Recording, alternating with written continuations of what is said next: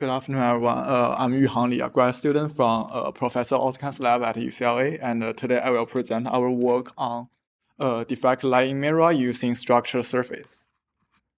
The security of sensitive information has become increasingly vital as digital communication permeates every aspect of our daily life. And one common approach for data protection is based on the cryptography. Will secure these methods will convert the original information into some noise patterns, which clearly signal the presence of the hidden information, potentially attracting some okay, doesn't work.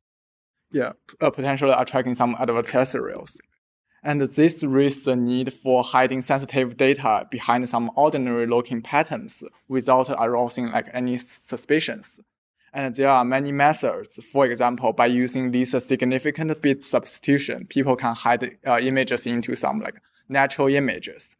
However, these methods always suffer from the limited capacity and always sensitive to image compression. And since they need some computation to compress the hidden data. And some other adaptive or deep learning based method can offer more secure solutions. However, they always need some they are computational intensive and also require some active computing. And in this work, we use a diffractive neural network to camouflage the underlying image data and deceive the observers. So for the diffractive neural network, it's a free space optical platform, and it consists of several stacked diffractive optical elements. And on each diffractive layer we call there are thousands of diffractive neurons which can modulate the incident light amplitude and the phase. And such a framework can be used for several different computational tasks such as statistical inference, computational imaging, and inversive design systems. And compared to the electronic digital processor, such an optical processor can compute at the speed of light, and it doesn't need any external power consumption except for the illumination source. And it can also be scaled to different wavelengths. And as for the working principle of this diffractive neural network, we generally model the physical systems digitally. In other words, we will model the coherent light and model the propagation of this coherent light and interact with the input plane, propagating the free space and modulated by these diffractive layers. And then we will model. We can have the final output in the simulation. And given a certain computation task, we can set the loss function. And by using the statistical gradient descent and arrow back propagation, we can optimize the phase value on each diffractive layers and then optimize the system to achieve certain tasks. And for here is the concept of our diffractive lighting mirror, which is designed to transform input images into different output images using engineered diffraction. And on the left side is our schematic.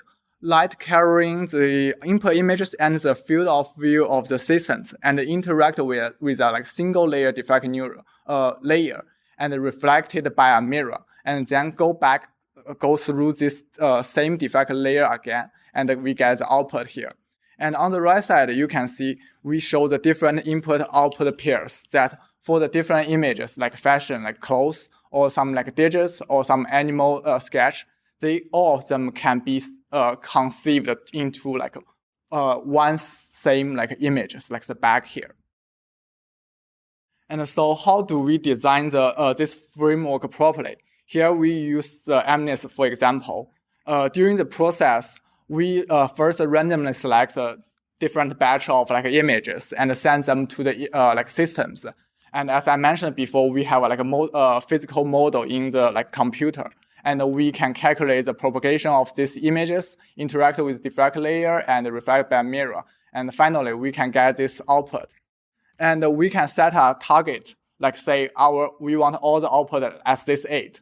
And then we set the loss function using the Pearson correlation coefficient.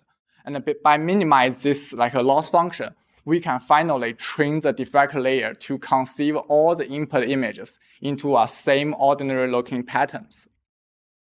And this training method enables us to hide all the information into like same patterns. And here we compare conventional concealment technique with our proposed method based on the diffractive optical concealment. And at the top, we illustrate the traditional method.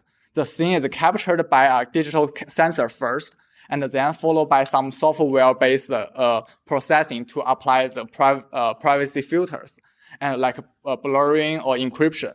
And however, this method means that the original image will be captured first and then digitized and encrypted. So which means there's still some risk to leading to the data leakage. But for our case, our diffractive-based optical concealment method, it will first encrypt the information and then capture by the the camera.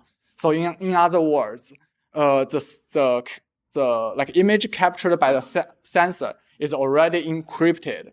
So it's add another additional protection layer compared to the conventional methods. And here we summarize the blind testing results across 3 models. For these 3 models, each of them trained with one specific data set. For the first model is trained with fashion, which consists of some clothes, and second trained with handwritten digits, and the third one with quick draw, which contains some animal sketch. And on the left side, we show the internal generalization results. Each model is tested using the similar samples from the training data set, which means they share the similar distributions. And you can see all of them can conceive the different input into the same images. And on the right side, we show the external generalization, which means that for the model 1, we trained with these fashion images. But when we test with some other data, like digits, animals, some natural images, also they are very different from our training images, but they can still be conceived to the back as we design. And furthermore, we evaluate the robustness of our diffractive concealment system under various attacks. So which we here including some rotation, shift, and scale. And it was mentioned that during the training process, we didn't add any attack here.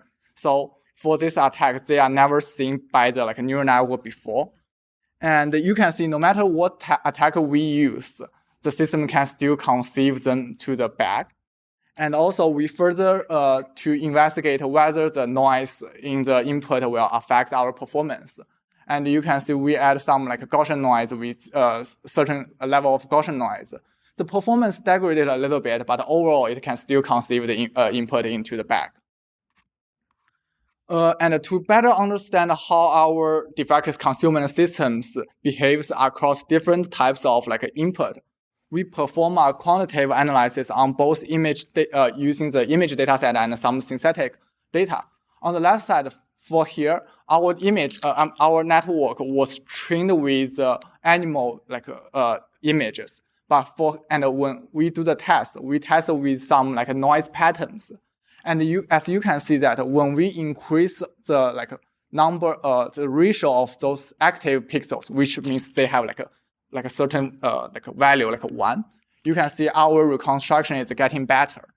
So we tested 2 extreme cases. One is the single point, and one is uniform illumination. For the uniform illumination, we can get a very good concealed images. And on the right side, we also show this trend quantitatively. And you can see from this curve, with more active pixels, our overall performance is getting better.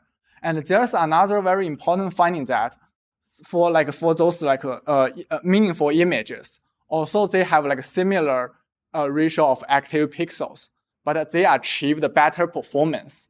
So that means that the structural information is very matters in our concealment. Since the network not only learns the ratio of these active pixels, but also learns the information of the structures. So for this structural information, it can help improve the concealment performance. And for here, we present our experimental implementation of the diffractive lighting mirror. For here, we reduce the distance between the single diffractive layer and mirror distance to like 0. So in other words, they share the same plane. And on the right side is our systems. We use our visible systems using the spatial light modulator to serve as our structure mirror. And for the model, we trained with 3 wavelengths RGB.